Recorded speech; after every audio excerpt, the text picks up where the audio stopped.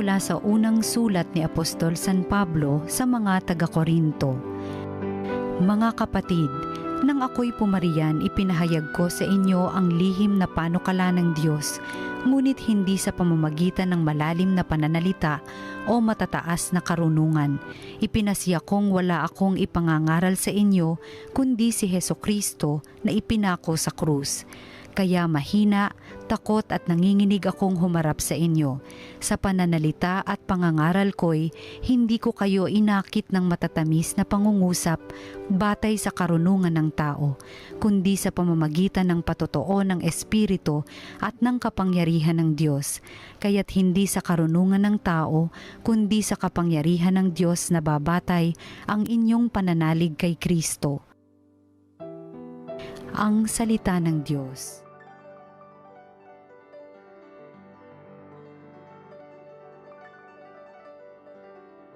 Iniibig ko ng lubos tanang utos mo, Poong Diyos. Ang taglay kong karunungay higit pa sa matatanda, pagkat ang iyong mga utos ay hindi ko sinisira. Iniibig ko ng lubos tanang utos mo, Poong Diyos. Di ko gustong matutuhan ang ugaling masasama. Ang hangad ko na masunod ay ang iyong sinalita. Iniibig ko ng lubos tanang utos mo, Poong Diyos. Hindi ako nagpabaya sa utos mo at tuntunin, pagkat ikaw ang guro ko na nagturo ng aralin. Iniibig ko ng lubos tanang utos mo, Poong Diyos. Ang mabuting balita ng Panginoon ayon kay San Lucas. Noong panahong iyon, umuwi si Jesus sa Nazaret na kanyang nilakhan. Gaya ng kanyang kinagawian, pumasok siya sa sinagoga ng araw ng pamamahinga. Tumindig siya upang bumasa at ibinigay sa kanya ang aklat ni Propeta Isaías. Binuksan niya ang aklat sa dakong kinasusulatan ng ganito: Sumasa akin ang Espiritu ng Panginoon, sapagkat hinirang niya ako upang ipangaral sa mga dukha ang mabuting balita. Sinugo niya ako upang ipahayag sa mga bihag na sila'y lalaya, at sa mga bulag na sila'y makakikita, upang bigyang kaluwagan ang mga sinisiil, at ipahayag ang pagliligtas na gagawin ng Panginoon.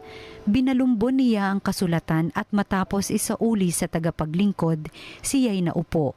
Nakatitig sa kanya ang lahat ng nasa sinagoga at sinabi niya sa kanila, natupad ngayon ang bahaging ito ng kasulatan samantalang nakikinig kayo. Pinuri siya ng lahat at namangha sa kanyang napakahusay na pananalita. Hindi ba ito ang anak ni Jose? Tanong nila. Kaya't sinabi ni Jesus, walang pagsalang babanggitin ninyo sa akin ang kawikaang ito. Doktor, gamutin mo ang iyong sarili. Sasabihin din ninyo sa akin, gawin mo naman sa iyong sariling bayan ang mga nabalitaan naming ginawa mo sa Kapernaum. At nagpatuloy ng pagsasalita si Jesus.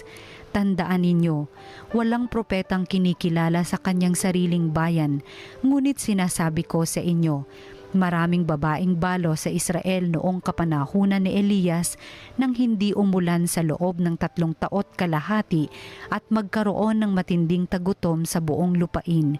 Subalit hindi sa kanino man sa kanila pinapunta si Elias, kundi sa isang babaeng balo sa Sarepta, sa lupain ng Sidon. Sa dinami-dami ng mga kitongin sa Israel noong kapanahunan ni Eliseo, walang pinagaling isa man sa kanila. Sina Aman pang taga-Syria ang pinagaling. Galit na galit ang lahat ng nasa sinagoga nang marinig ito. Nagtindigan sila at pinagtabuyan siyang palabas sa taluktok ng burol na kinatatayuan ng bayan upang ibulid sa bangin. Ngunit dumaan siya sa kalagitnaan nila at umalis. Ang mabuting balita ng Panginoon. Pinupuri ka namin, Panginoong Hesukristo. Mga kapanalig, narinig po natin ang mabuting balita para sa Lunes na ito ng ika-22 linggo sa karaniwang panahon. At narinig po natin mula sa Ebanghelyo ni San Lucas kung papaanong ang ating Panginoong Hesukristo ay nagbalik sa kanyang bayan sa Nazaret. So, familiar place po ito para sa kanya. Kilala na siya at kilala niya na rin ang mga tao dito. At usual naman, nung siya'y nagbalik sa Nazaret, of course, winelcome siya ng kanyang mga kababayan.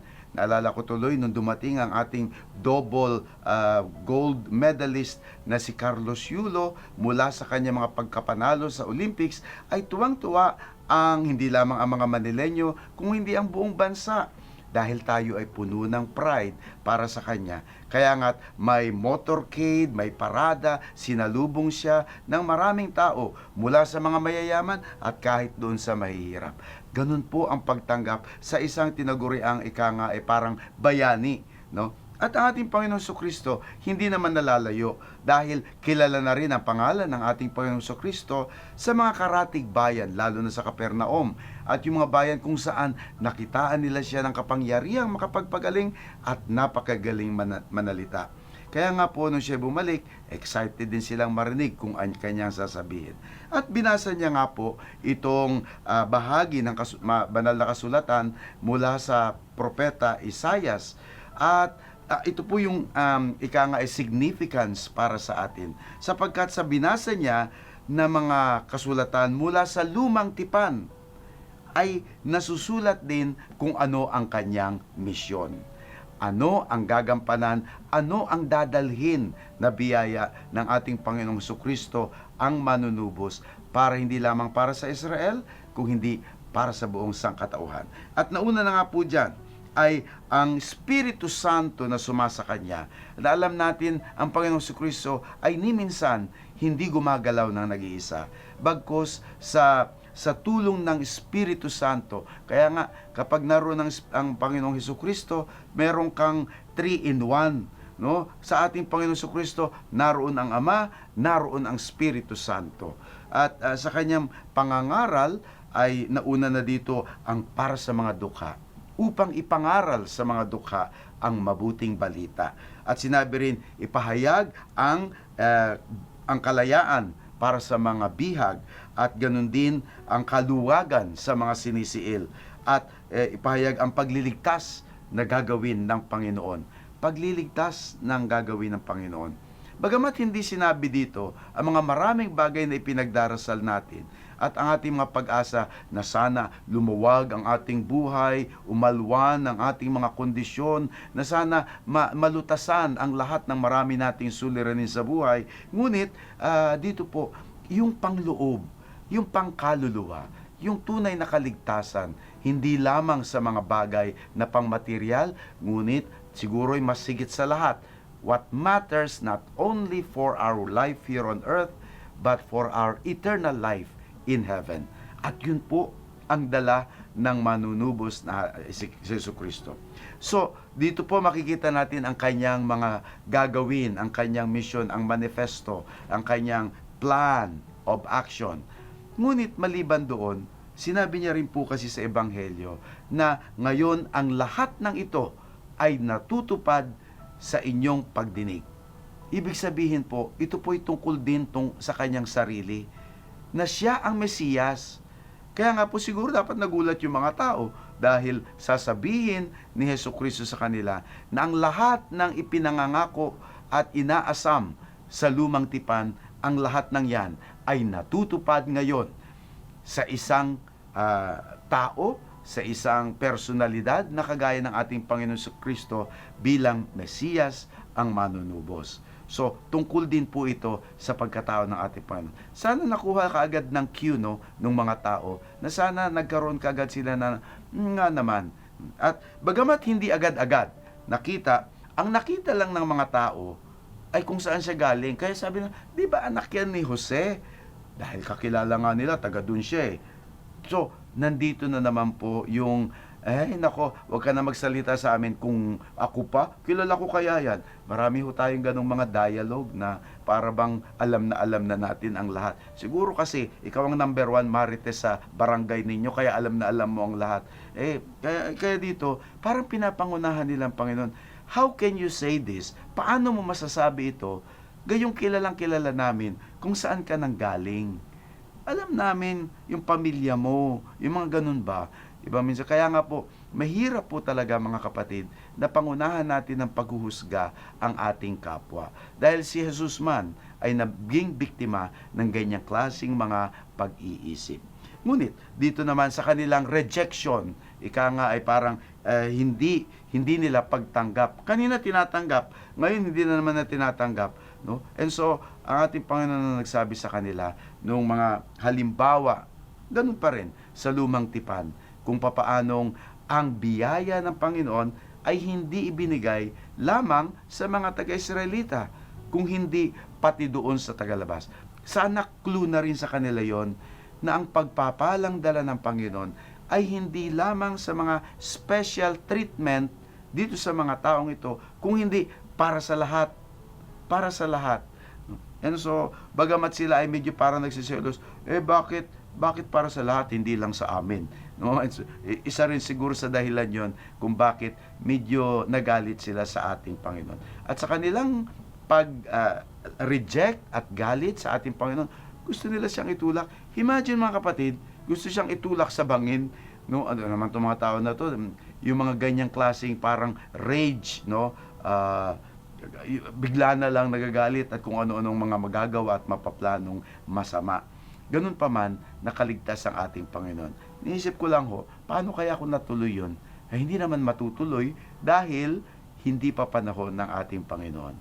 Hindi niya sasagapin ang sandaigdigan na siya ang pinilit mahulog sa bangin. No? Ang gagawin ng Panginoon, iaalay niya sa tamang oras, iaalay niya ang kanyang buhay, ang kanyang sarili para sa ikaliligtas ng sangkatauhan. Pero alam mo mga kapatid, itong rejection sa ating Panginoon is a blessing in disguise. Sapagkat nung hindi siya tinanggap sa Nazaret, nabuksan ang pagkakataon para sa kanya na bisitahin at puntahan din ang ibang lugar. Kung hindi ka tinanggap dito, kung hindi ka pinalad dito, let's look for some other welcoming place. Ganun din po din mga OFW, kung hindi sila swinerte sa buhay dito sa Pilipinas, yun tuloy, nagkaroon sila ng mas magandang trabaho, mas magandang kita sa ibang bansa. Minsan po mga kapatid, yung mga nangyayari sa atin na parabang sa unang tingin ay hindi maganda, can really be a blessing in disguise. Kung lamang po bukas ang ating isipan na makita ang biyaya ng Panginoon na minsan ito ay nakatago sa likudan ng mga sakuna, ng mga hindi magandang pangyayari. Mahalaga lamang po, kagaya ng ating Panginoon Kristo, alam natin kung saan tayo nakatayo. At tayo ay nakatayo sa tulong at proteksyon ng ating makapangyarihang Diyos sa langit. Amen.